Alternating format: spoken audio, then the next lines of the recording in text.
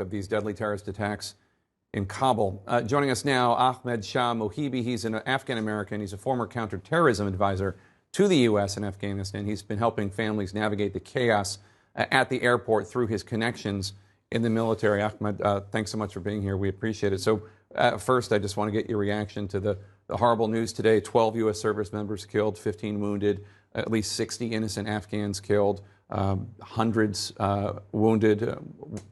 What's your reaction? I'm really heartbroken and devastated. And those in the Army and Marines that helped save my family and many others, thousands, we lost contact with them. So I hope they're fine, praying for all of them.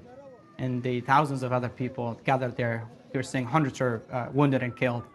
So really devastated and heartbroken. And I had families there waiting. So I have contact with 2 of them, but 3 are still missing. And when I got the call this morning and she was crying, because my nephews and nieces, they're missing. And she started sending the pictures to me. And it really broke me down, and I wish could have done. And at first, one point I said it was my response, maybe my fault that I could tell them to go there. But I just cannot express how sad and how devastated I got and how it is over there. Of course, it's not your fault. Of course, it's the fault of the terrorists that did this. I hope that it's just that their phones are broken or I told her that. I told her that. She said no one is picking up. But I told another soldier I was trying to help out, I sent the pictures to the family. I said, could you go at least around the airport and see if you can find his family? So the soldier made it out 10 minutes before the explosion, but there was one other family I was helping. They left about an hour before the explosion. So all these families were sending me these pictures and selfies that were at this gate. Tell your friends inside that they could let us in. So I was literally talking to them until 4 in the morning last night. Yeah. And then this whole explosion happened. Yeah. So it has been a chaos, a humanitarian crisis. This comes at the tail end, obviously, of a 20-year war. What do you think President Biden should do now in terms of the evacuation efforts, in terms of the response to ISIS-K, which has now claimed responsibility for this horrible attack? I think President needs to work on a strategy, on a better evacuation plan. They should have put together a plan months ago, not now. What happened should have not happened.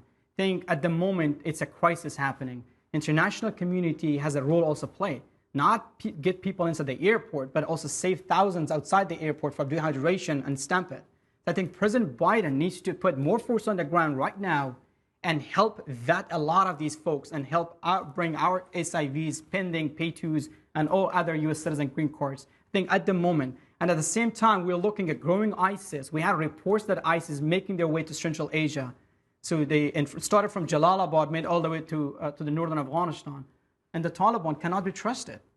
You cannot make a deal with the Taliban and thinking that you're going to cut ties with Al-Qaeda.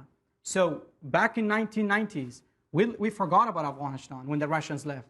And look what happened. The tragic incident of 9/11 happened. Yeah. So I think every American has a responsibility to call their congressmen and senators and need to have testimonies and congressional. This is an urgent and humanitarian crisis what's happening in Afghanistan. We do not want another 9/11 style attack to happen. No one can afford that. And it's a sad, and I think lessons must be learned from Afghanistan. And we should note that your own family, including your parents, just got out of Afghanistan on Monday, just a few days ago.